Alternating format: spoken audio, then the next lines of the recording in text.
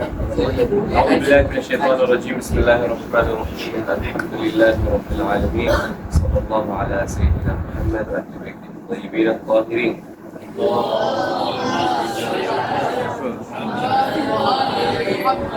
Assalamu alaikum wa rahmatullah.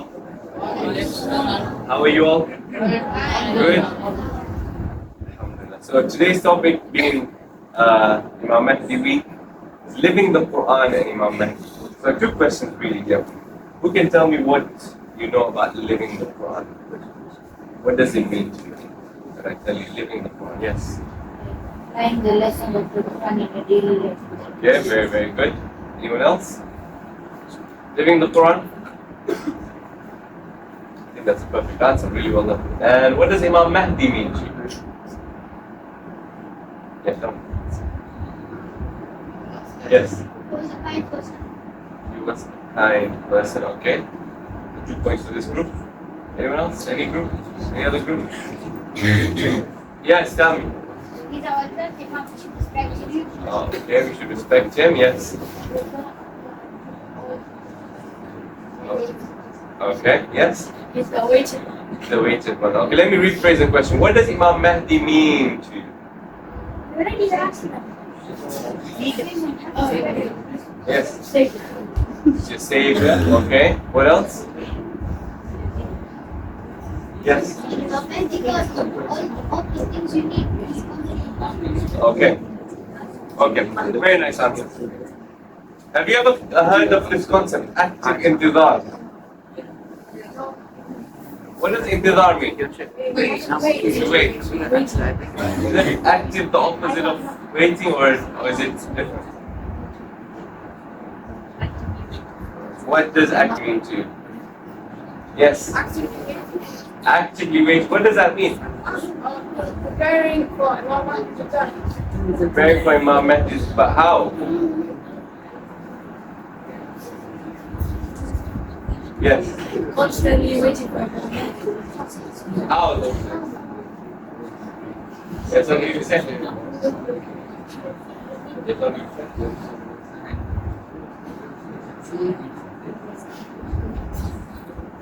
Yes.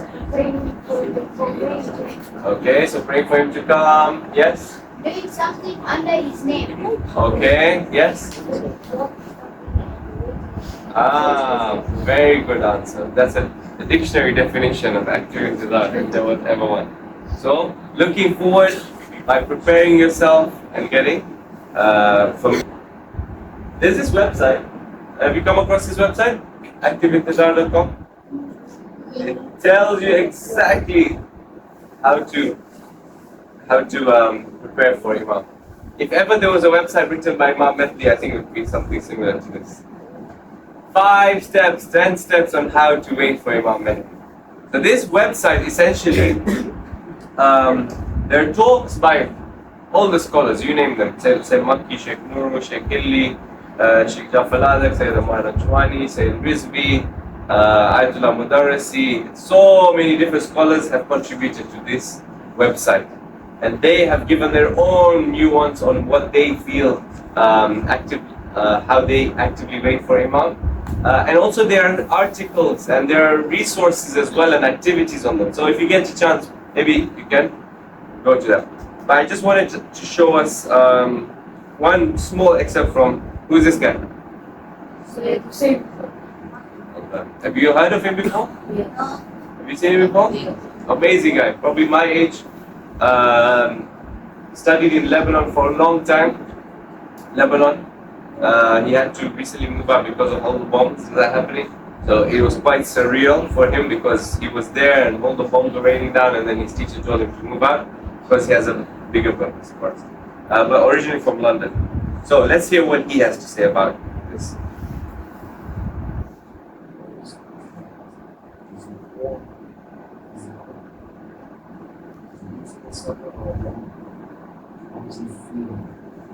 When you love someone, you ask about them, you think of them, you call them, you check on them. You might write them a letter. You speak to them in the middle of the night. You remember them. So now we're engaging in a challenge to remember our Imam always. And what we're doing is, we are having an empty photo frame, like this one. We place in our homes as a reminder to us always that when the Imam returns, we want to fill this photo frame with his picture. So it's always just there, sitting there. Whenever you see it, you remember that he's on your mind and you're waiting for that picture. Anyone has a photo frame? An empty photo frame at home? Or has done this yet? Why do you think it's important for us to maybe put an empty photo frame on there? Yes? Constantly, yes. Very good. Anyone else? Yes? We can remember Imam always. Ahsantum.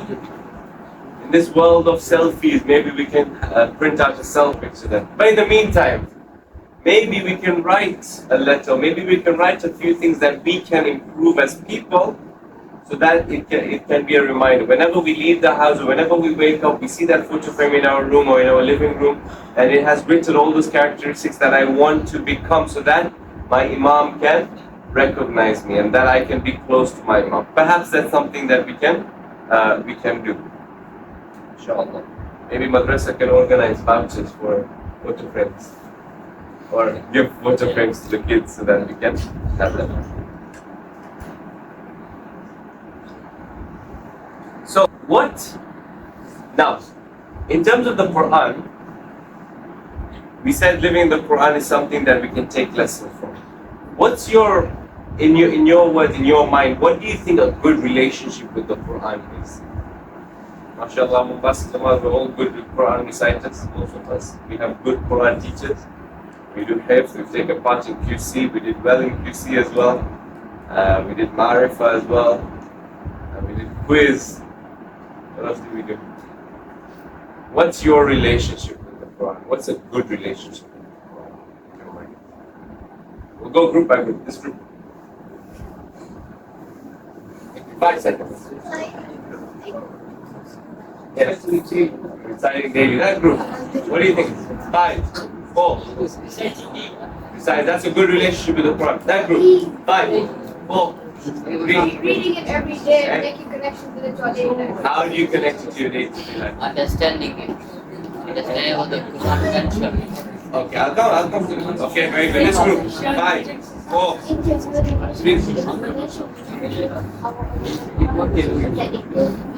Okay. Ahsantum, very good. We're getting better and better answers. Yes. 5, 4.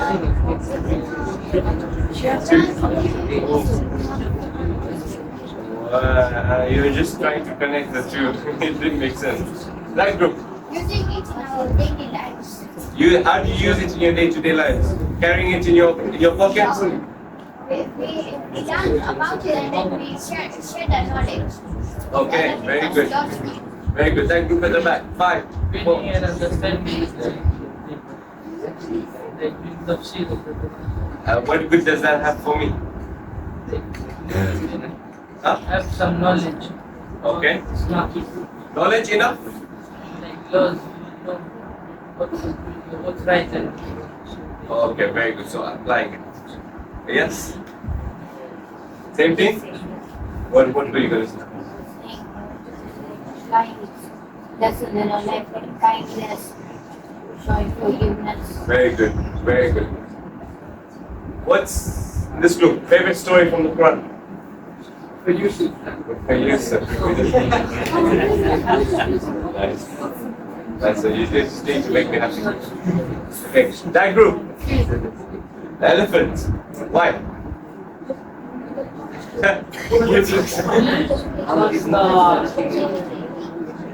rocks of falling on the elephant and knowing you died on sleep. Okay. That group. Favorite story in the Quran? Why? Because? Because it's mentioning about the Romans. So you're learning about Romans. Favorite surah in the Quran? Favorite story in the Quran rather? 5, 4, 3, 2.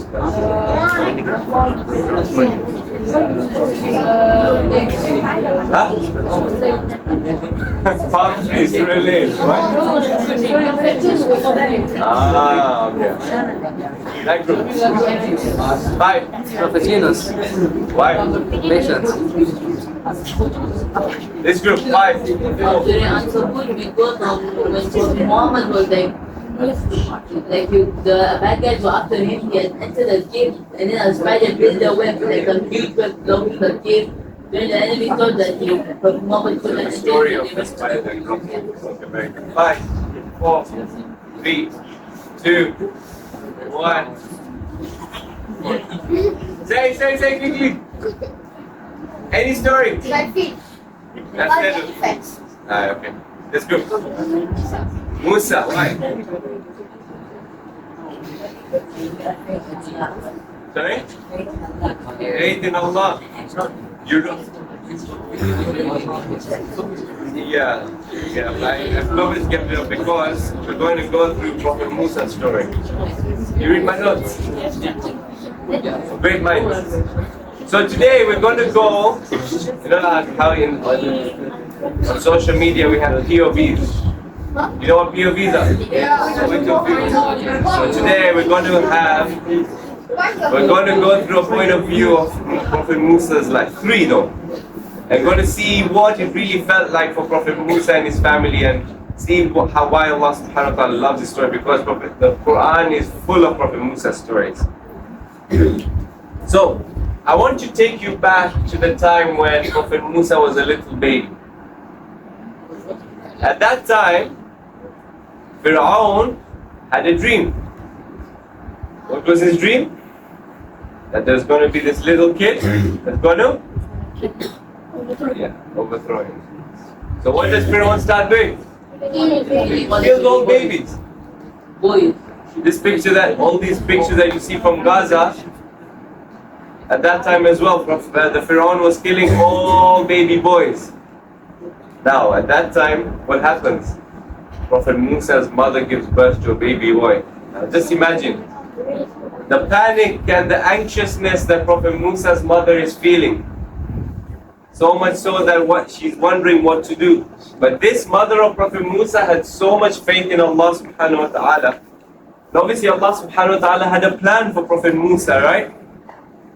Couldn't just get killed off like that. So what happens? Together with the trust of Allah subhanahu wa ta'ala, Allah subhanahu wa ta'ala Musa in a basket inspires Prophet Musa's mother to put him in the basket. And then where? To the River. Now, what happens though? Prophet Musa's mother is looking at where the basket is going. And if you put your baby in the basket, you put something special, like let's say your phones, for example, or something that's really valuable to you, and you're meant to give it away, even let's say for example you're giving it to your teacher because your teacher is going to keep it safe for you because you're not allowed phones at school, and now you've been caught with your phone at school. You're a bit anxious, oh, what's going to happen to my phone, isn't it? Is he going to open my phone, or is it going to get stolen, or what's going to happen, right? The whole day you have or is he going to give it to my parents, because my parents are not meant to know about it, right? That anxiousness Prophet Musa's mom is feeling, and therefore as a result she's following the basket. And the basket is going, and now she can see what's happening. It's going to the exact same place that she doesn't want it to go. And that is where? Fir'aun's palace. Imagine the feeling that Fir'aun's mother has. That heavy heartbeat, the anxiousness. Ya Allah, you've inspired me to put Prophet Musa in the basket in the river, but you're sending it to the exact same place we don't want it to go. What does Allah subhanahu wa ta'ala do? What the last bit of this ayah says, and what did we do? And the heart of Musa's mother ached so much that she almost gave away his identity had we not reassured her heart in order for her to have faith in Allah's promise. So, couple of things here. She has so much faith in Allah, one thing. Another thing, she's human. She has that anxiousness. She's a mother after all, right? Allah subhanahu wa ta'ala reassures her. Tells her, don't worry about it. Because what happens next? What happens next? You know? Yes. It goes to the hospital and maybe Asia takes the basket. Takes the basket. Allah subhanahu wa ta'ala says we put love into their hearts for Prophet of the baby Musa. So that now we can see Allah subhanahu wa ta'ala's action taking place, right? The very place that we didn't want Prophet Musa to go to is the very place that will bring Prophet Musa up. That's the amazingness of Allah subhanahu wa ta'ala. Now let's pause over there. And let's zoom out a bit and see how we can apply this in our day-to-day life. Trusting the power of Allah subhanahu wa ta'ala. So much so that Allah subhanahu wa ta'ala will use that thing that's so detrimental for us and turn it and make it amazing for us. Allah has great plans for us. And for us to be able to understand this, the elephant story. So there was once these few blind people, or blindfolded people, and they were told to go to the elephant. They can't see. One blind person touches the leg of the elephant. Doesn't know that it's the elephant, but it thinks that it's what? Sorry? A tree, a trunk of a tree. Another blindfolded person touches the trunk of the elephant and sees it so wavy and thinks it's what? A snake. The other blindfolded person touches the tail of it. What does he think it is? What does he think it A is? stick. A stick? Yeah, okay, let's call it a stick. Okay? A feather or something waving around. Okay? But think about this, that just because you're blindfolded and you cannot see exactly what it is, it's an elephant. We all know it's an elephant. But these three individuals are blindfolded and don't know exactly what it is, and through their own imagination, they've made something different out of it. And as a result, they've reacted differently to it. Different to how we would react if we saw an elephant. How do you react if you saw an elephant? Sorry? You'd run away. But these guys didn't run away. This guy thought it was a tree. Maybe he thought they would get madah from it, so he started climbing it. Yeah? So, similarly, I'll give you another example. If you were to look through a keyhole, you know what a keyhole is, yeah? Yeah. No keyhole there. But if you were to look through a keyhole, you get this kind of point of view, POV of the world, right? So whatever you see through that keyhole, that's what you make of that second room that's in there, or whatever the world is out there, right? But actually the world is much bigger and much vaster than that keyhole, isn't it? But you've created an assumption, maybe directly in front of you of that keyhole is something really bad. Is you see some Garcia over there, and you think the whole world is full of rubbish. But maybe it's just that point of view. Or sometimes, for example, when you're on a Zoom call, or when you had your classes on Zoom during COVID, some of you would just wear your uniform, the shati. Then you'd wear chaddis underneath, and because the teacher cannot see what's underneath, right? All they can see is over here. Do you see that video? Once this guy, he logged onto Zoom, he was in a nice meeting, he wore a suit, everything. Then he wanted to get up to get a glass of water, he forgot to switch off his webcam. He was wearing boxer shorts underneath, and everyone saw it. But that's the point of view that we have of life. But then, what happens is Allah subhanahu wa ta'ala knows everything.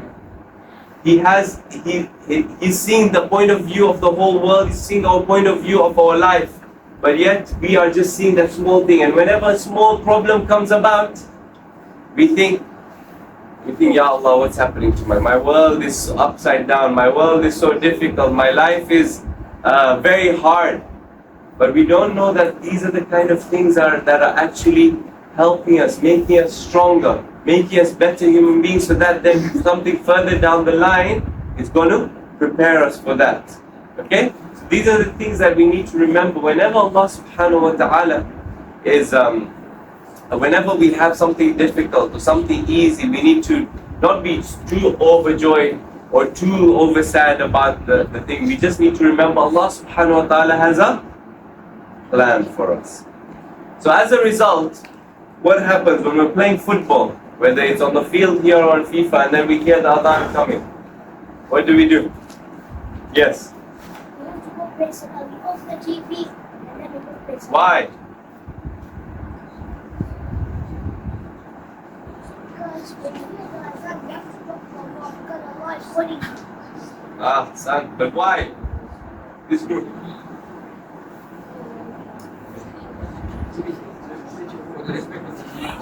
Respect of namaz. Or respect of Allah. No. So all here. But what? Yes.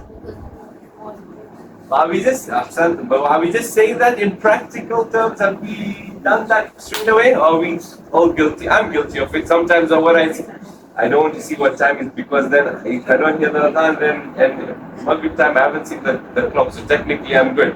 No.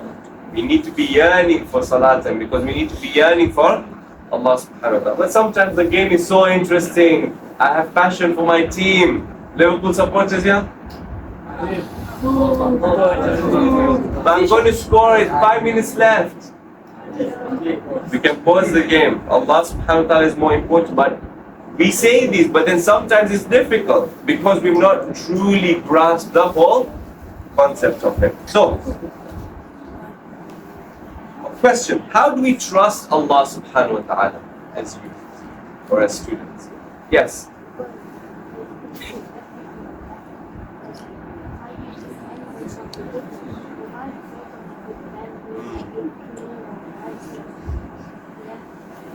Okay, so He's created everything. But how do we trust Allah? Question. How do we trust Allah subhanahu wa ta'ala? So we just said He's our creator. We need to stop everything so that we can pray for Him because we respect Him a lot. How do we trust Allah subhanahu wa ta'ala? Think about your day-to-day routine. You woke up today. What did you do? You brushed your teeth at home. You had breakfast. You went to school. You went through your studies. You came for Jummah Namaz. You had Madrasah. You went home in the afternoon. What did you do? You come here, Madrasah. How do we trust Allah subhanahu wa ta'ala in our day-to-day life? How do you trust Allah subhanahu wa ta'ala? 5, 4, 3. Where's this group?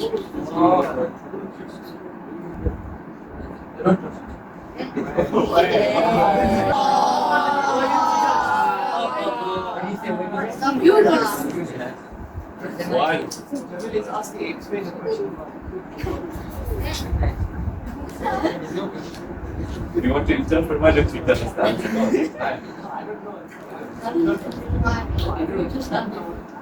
Put into words. Alhamdulillah.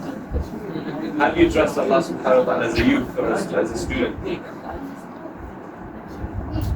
Think about your day today. Did you think about, so let's say when you brush your teeth, the toothbrush was there, the toothpaste was there. You trusted it to be there? Or did you? Huh? You put it there. Where did it come from before that? Okay, so how do you trust Allah subhanahu wa ta'ala? Like, Because Allah. because Allah? You said you know, Ali John. No, he told me no. Yeah, say, go on. They cannot do it. He's done many miracles in the past. Huh? He's done many miracles at the past. He's not making miracles. Okay? Yes, next group.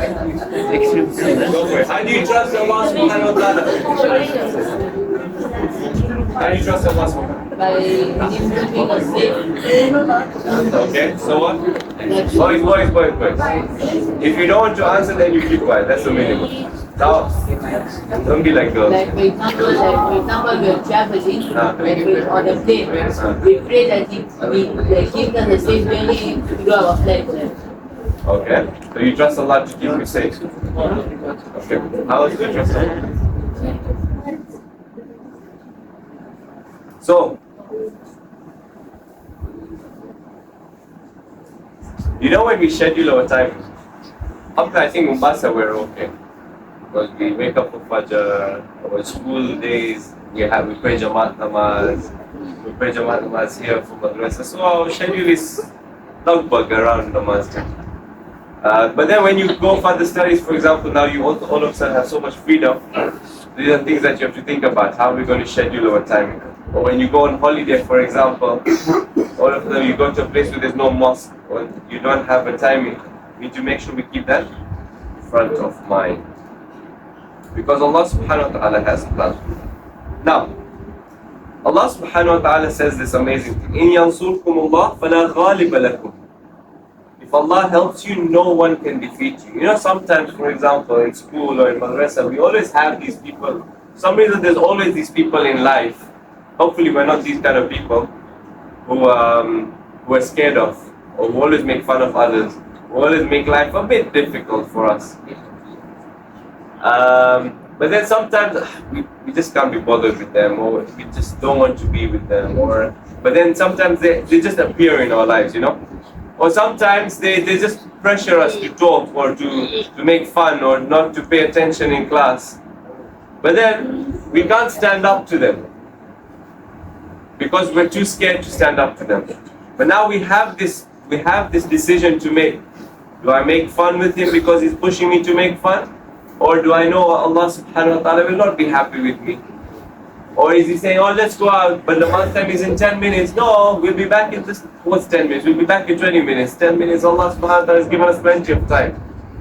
But in that moment, are we going to give in to the pressure? Or are we going to seek strength from Allah subhanahu wa ta'ala? Because Allah subhanahu wa ta'ala has told me that I need to trust Him. Allah subhanahu wa ta'ala says, if Allah helps you, no one can defeat you. But if He denies you help, then who else can help you? So in Allah, let the believers put their trust. This is a beautiful verse because in those moments of decision making, it can be the smallest of decisions or the biggest of decisions, we need to make sure that we remember, if I want to make a decision, Allah is in my mind, I should feel, what's the word? I should feel powerful. I should feel invincible because Allah subhanahu wa ta'ala is going to help me. Yeah? So I need two people here. Who's going to? Let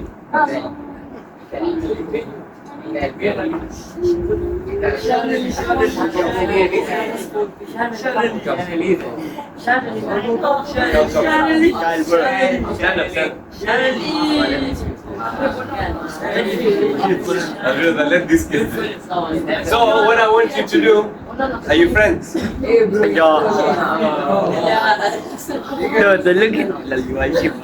turn around. I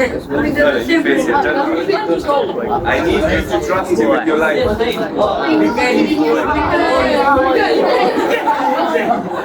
So what we're going to do is, I want you to raise your hand. Raise your hand.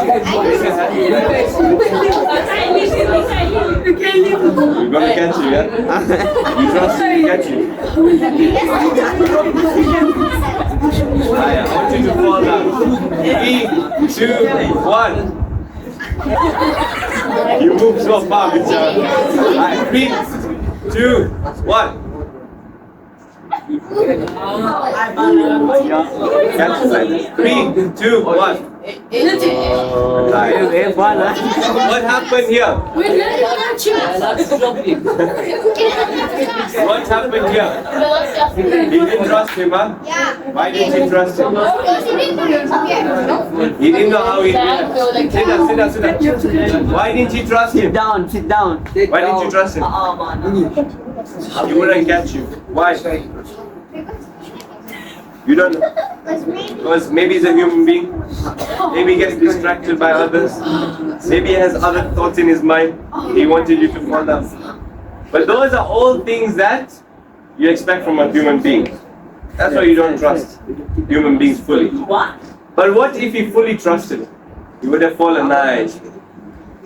But then, why, if he fully trusted him, it fell nicely, why would he trust him but not fully trust Allah subhanahu wa ta'ala? Isn't Allah subhanahu wa ta'ala the one that created you? Isn't He the one that has given you all this ni'mah? Isn't He the one that has given us shelter and food? Isn't He the one that tells us that He's created the earth and the seas and the land and the skies, everything for us to take advantage of? So why, when it comes to those decision-making moments, in my exams for example, or when I want to play football, or when it comes to salah time, or in my studies, why is it that I don't fully trust Allah subhanahu wa ta'ala, knowing that He has the keys to everything? He's the one, if I'm in His good books, then He'll look after us. You know, we always have those teachers, right? Some teachers that, or there's some people in life that I really want to make sure I'm in His good books. Because A, I don't want Him to get angry at me, or B, He's going to look after me in my time of need. You all know those kind of people, right? Yes? So Allah subhanahu wa ta'ala is the King of Kings, the creator of all creation. Why don't we trust Allah subhanahu wa ta'ala? So we need to make sure that we look at Allah subhanahu wa ta'ala through that POV. Now, thank you so much. So, back to the story of Prophet Musa. Any questions so far? No?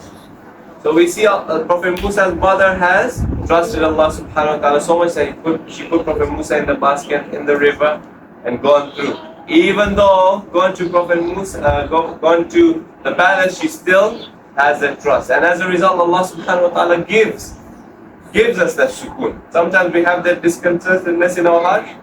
We have faith, Allah subhanahu wa ta'ala helps us. He doesn't just leave us in the lurch. Now, Prophet Musa becomes big, he goes through so many events in his life, ups and downs. And once he's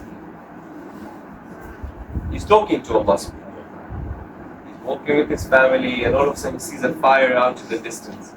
He tells his family, wait here, let me go and see what's that fire. Maybe we'll get some warmth because we're a bit cold. Maybe we'll get some guidance because we're a bit lost. So he goes to the fire. And what happened?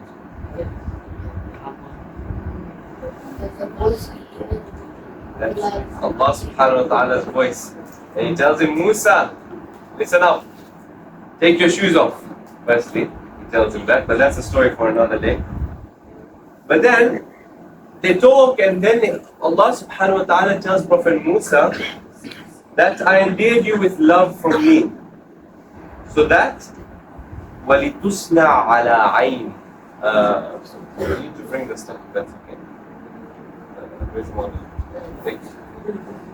وَلِتُسْنَعْ عَلَىٰ عَيْنِ So all those experiences that you've gone through, you put in the basket, into the river, growing up in Pharaoh's house, you even killed a person, but then we saved you from the effects of that. You've gone to a different town and you've been well looked after. You got married, kids, you had a nice cushy life. And now he's walking back and now Allah subhanahu wa ta'ala is telling all these experiences were so that we could mold you under a watchful eye. Everything that we go through our lives, Allah subhanahu wa ta'ala is molding us. All these experiences become a better person. Not only for Prophet Musa, it's for us as well. So what I want us to remember is all the highs and the lows that we go through, all the experiences, Allah subhanahu wa ta'ala is paying careful attention to you and I. Because what is He doing? What is He doing? Watching us, but what is He doing? He's molding us, He's making us better people so that then we're in the best possible situation for us to be able to then be successful in life. So what I want us to do is I want us to get a POV of what Allah subhanahu wa ta'ala does when He molds us. And as a result, I want us to mold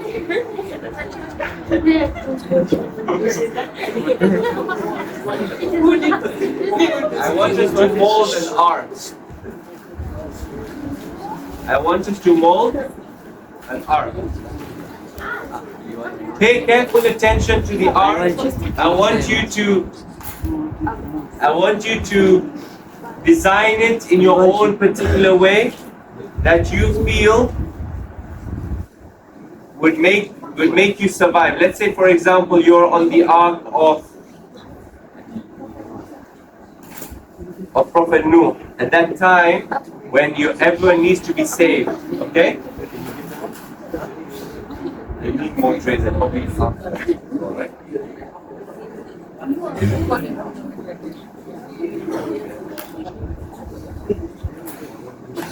So I want you to make the perfect art. Okay? I want you to pay careful attention to the intricacies of the designs, the biggest of arts, something that can cater for you and your family and your friends and all the animals. Okay? And we see who creates the best of art. And while you're doing this, I want you to think about how Allah subhanahu wa ta'ala has created us and pay careful attention to us. All the organs in our body, yeah.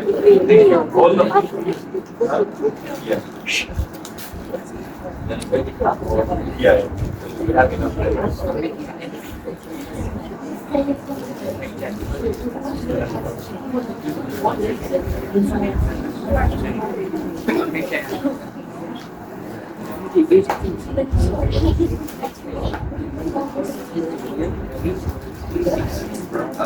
We just one more tray. Just one more tray? That's it. Okay, so don't bring the other. At least we share. If that's okay, just three trays for the younger ones, the ones that are not in Madrasah, give them the half, and then everyone else can.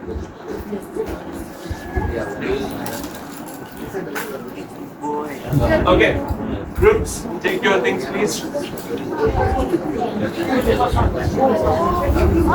I think we'll have to train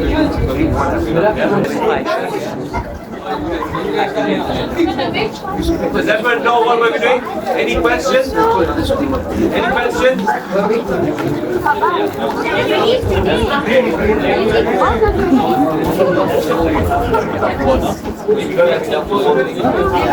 Take the whole drink. So we have 5 minutes. Let's see which guys make an art. 5 minutes to make the best art possible. Best design, biggest.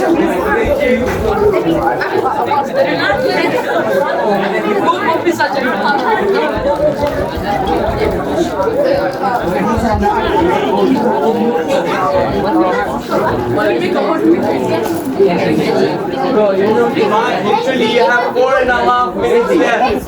You don't have much time. Art, you make it art. Boat, ship, art. Can carry this. 5 minutes. You have 4 minutes left.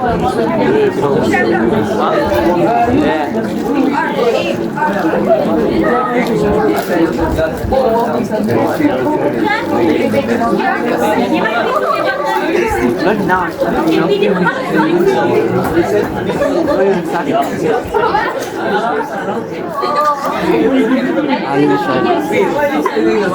What's happening here?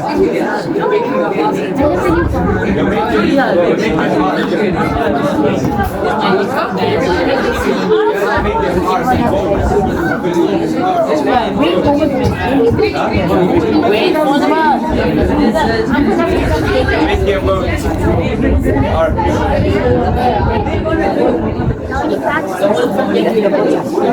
Guys, I'll make your boat, yeah? Big boat. Like a double-decker boat. Double decker?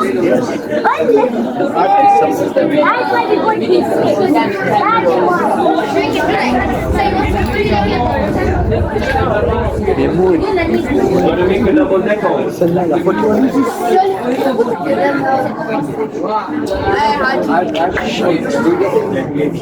Oh, and you make a house like Make your boat. 2.5 minutes left.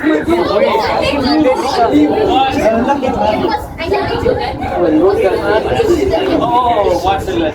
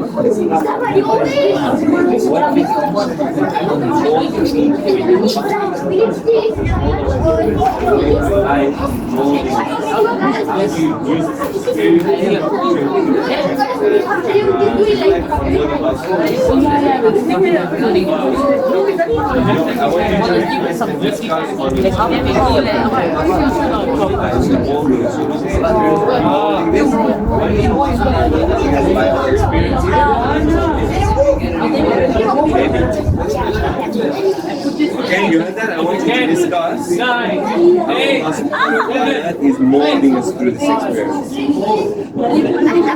Boys, I want you to discuss being gone when Allah subhanahu wa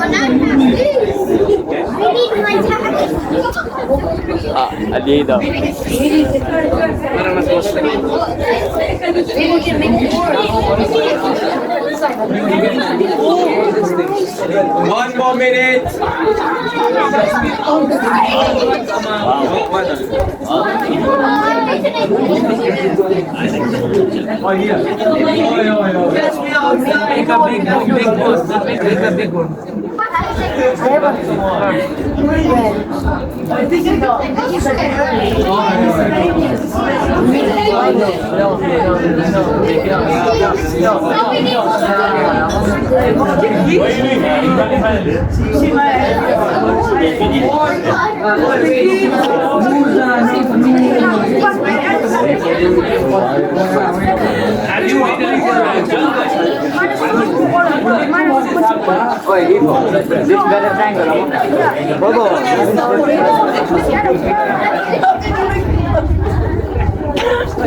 Oh yeah, it looks good. Yeah, sound. Oh, wallahi, that's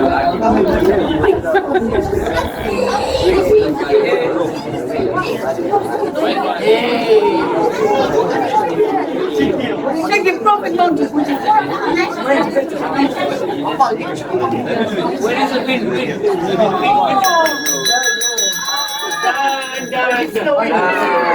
Okay, let's stand off. Nice. Okay. We're going to listen to Abdul, okay? Okay, this group here. What are your reflections on what do you think Allah subhanahu wa ta'ala is saying? Boys. Yeah, I'm doing that. Can you guys? Okay, quickly, we don't have time, please. Hurry up. Just a 10-second reflection. It is a lot of time. One more time, please. Allah subhanahu wa ta'ala is molding us to experience in life. So when you were molding this, what was your thought process? What were you paying attention to? Sorry? The details of the board. Okay, so using that, what do you want to feel about subhanahu wa ta'ala? So annoying. You put something on your No, but through our experience, what does it make you feel?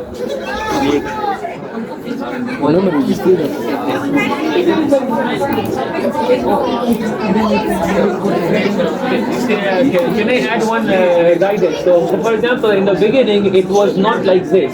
What have you done to it to reach to this point?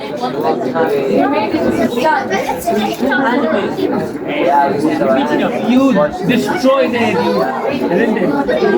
Is that something you're looking for? Yeah, so then Allah subhanahu wa ta'ala is always experiencing experiences that we're going through in our lives, ups and downs, Pay attention, Ali so Jawad. that we can become better, we can be more refined, isn't it? Yeah? So through this, then we're ultimately becoming a better version of ourselves through all these experiences.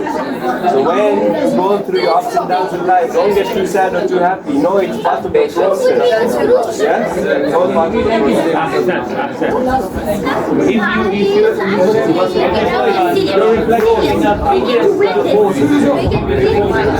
Your reflections. I know. Oh, nice. That's nice. What do you think Allah subhanahu wa ta'ala is doing to us through our experience? How is He molding us? How though?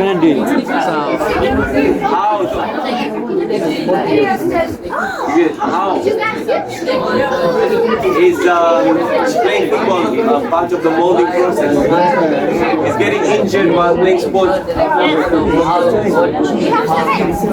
Santu is getting old age. It's still 8 or 9 now. That whole process of studying and all of that is all that part of the molding process. So what does that all mean for you? What does that all mean?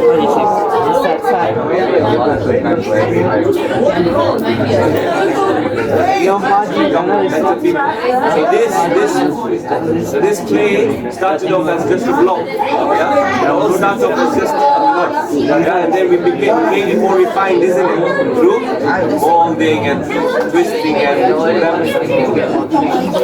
So then these moldiers, all the experiences, isn't it amazing that we put special attention to this molding, the flag and everything. Allah subhanahu wa ta'ala is paying special attention to us and all the experiences in our life. Doesn't that make us feel special then? Yeah? These are the kind of things that we do. Why did you do it? Huh? Sorry? Chocolate. You want chocolate? What are your thoughts?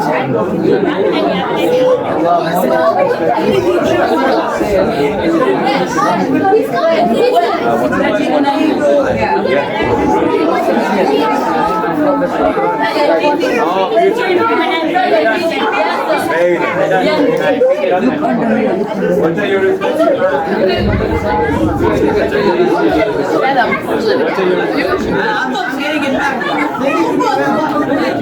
What is this? What is important?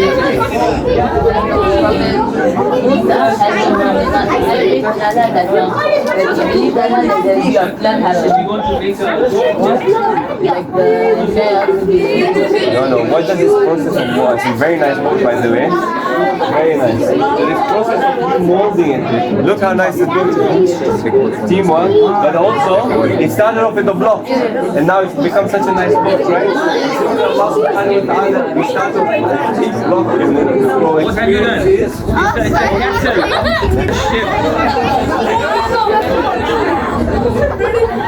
They're still enjoying it. It's good. Oh, very nice. What's happening here? It's a castle. Okay. Guys, pay attention. All of you over here. Over here. All of you. Just one final thing. Raise your hands if you're a Liverpool supporter. So you know the motto, you'll never walk alone. You'll never walk alone. It should be your motto of life.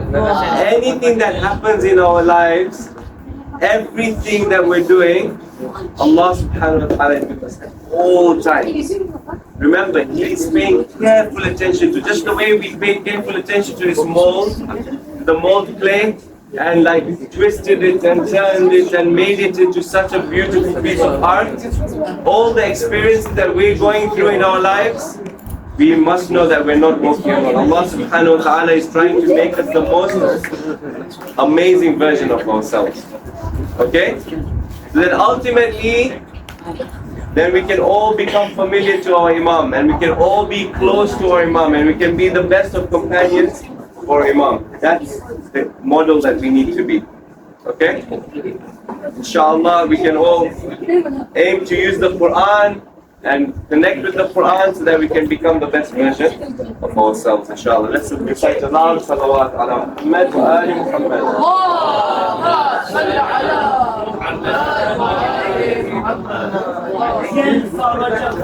على محمد وآل محمد.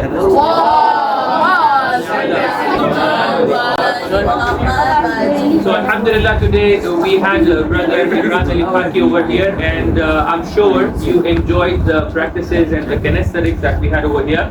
And inshallah, for such and similar more sessions, we will be having more such practices. But for today, we want to express our word of thankfulness to brother Imranali Khaki from the side of all our students over here, from the Madrasah's management side and from my side as well.